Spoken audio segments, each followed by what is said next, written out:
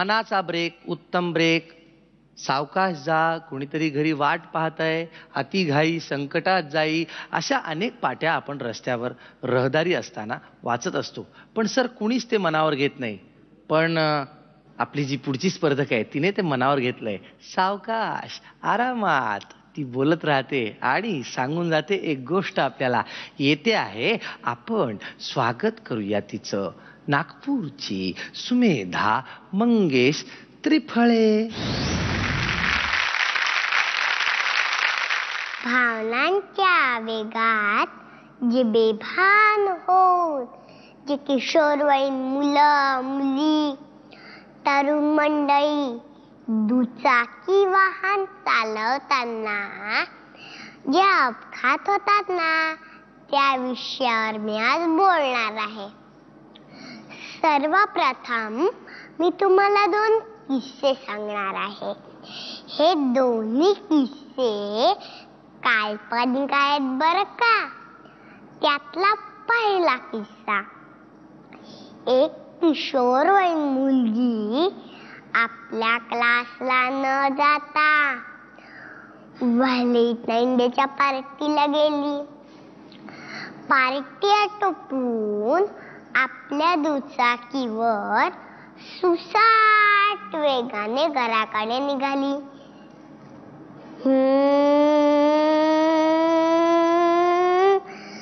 धडम.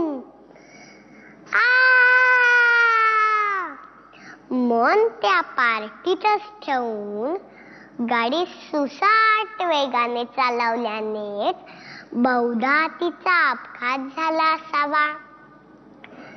आता दुसरा किस्सा पहा. एक तरुण त्याची बर्थडे पार्टी मित्रांसोबत गावाबाहेर ढाब्यावर साजरी करतो. रात्री परतताना सर्व मित्र गाड्यांची शर्यत लावतात.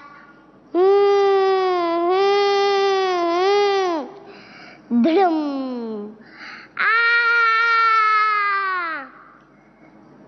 शर्यतीमुळे गाडी अनियंत्रित होऊन रस्ता दुभाजकावर जाऊन आदळली आणि हा अपघात झाला.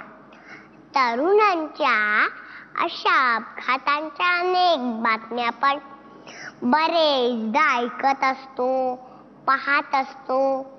अशा वेळी मनात येतं की देश अमुचा शिवरायांचा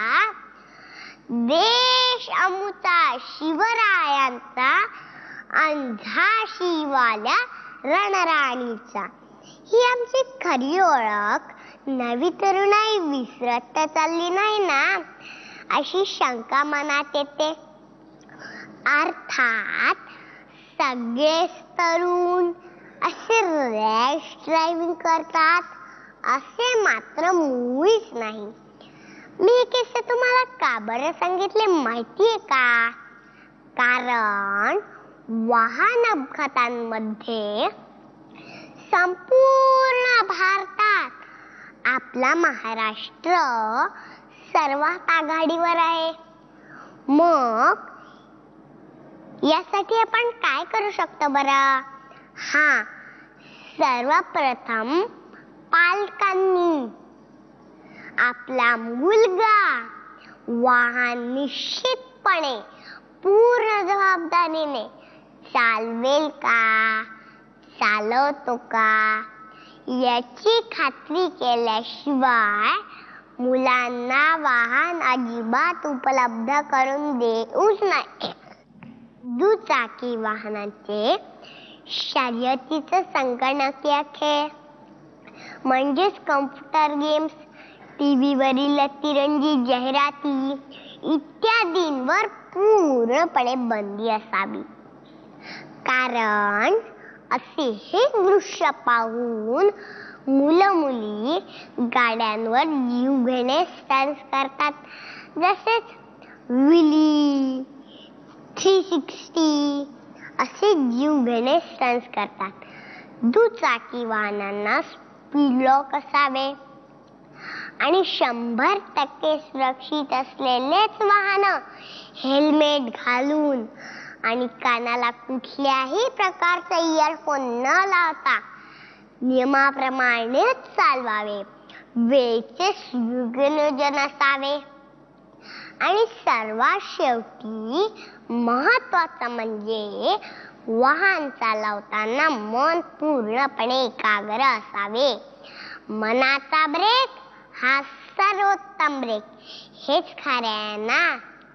माझ्या सर्व दादा आणि ताईंना विनंती करते की नियमाप्रमाणेच वाहन चालवून तुम्ही स्वतः सुरक्षित राहा आणि इतरांना सुरक्षित ठेवा.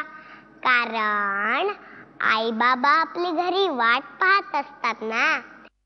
तर मग आपण सगळे मिळून आपला हा महाराष्ट्र अपघात मुक्त करू, अपघात विरहित करू आणि मोठ्याने गरजू. हा महाराष्ट्र माझा, हा महाराष्ट्र माझा. आता मला सांग, तू स्वतः वाहन चालवतेस का? नाही. मग तुला एवढ्या सगळ्या गोष्टी कशाकडून माहीत?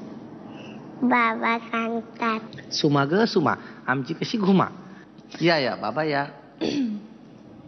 हा, आता आपण मुग्धाताईला विचारूया. काय ग ताई? तिने इतकं सुंदर तरीकाने सगळी गोष्ट सांगितली ना, मी म्हटलं हिला यातल्या निम्म्या गोष्टी माहिती आहेत का. कारण का तिचं वय काय आणि ती कशी गोष्ट सांगते, किती सुंदररित्या गोष्ट सांगितली. मला तर तुला नेहमीच ऐकत राहावंसं वाटतं. आणि सगळ्यांनी ऐका सुमेधाचं, इतक्या गोड रीतीने यांनी सांगितलंय आणि मला तर खूप आवडलं. नुसतं ऐकू नका, तिचं ऐका. ऐकू नका. येस. मकरंद सर. ए सुमे, तू फार छान बोलतेस ग. तू काही बोललीस तरी आम्ही ऐकत राहू आणि किती वेळ ऐकत राहू. मी खरं तर अभिनंदन करणार आहे तुझ्या बाबांचं. खूप छान आहे हा भाग की एक वडील म्हणून तुम्ही आपल्या या कथाकथनात, या प्रोग्रॅमद्वारा तुम्ही आपल्या छोट्याशा मुलीकडनं तुम्ही आजच्या युवकांपर्यंत पोचतात. मला याच्यातच एक वेगळी नवलाई अशी वाटतेय. आणि तुमची मुलगी, तुमचा जो व्हॉइस आहे, आपण म्हणतो जो माईक आहे, तो फारच त्या माईक सिस्टम्समध्ये पण आपण म्हणतो काही अकुस्टिक असतात की जे खऱ्या वाटतात. तर तो खरा आहे व्हॉइस तुमचा. तर आभार आणि अभिनंदन दोन्ही. आपण पदकं तुला किती मिळतात ते बघूया. मुग्धाताई, मी तुला देणार आहे 9 मेडल्स. 9 मेडल. मकरंद सर. मीही देणार आहे तुला 9 पदक. 18 मेडल्स मिळाली आहेत. ओके.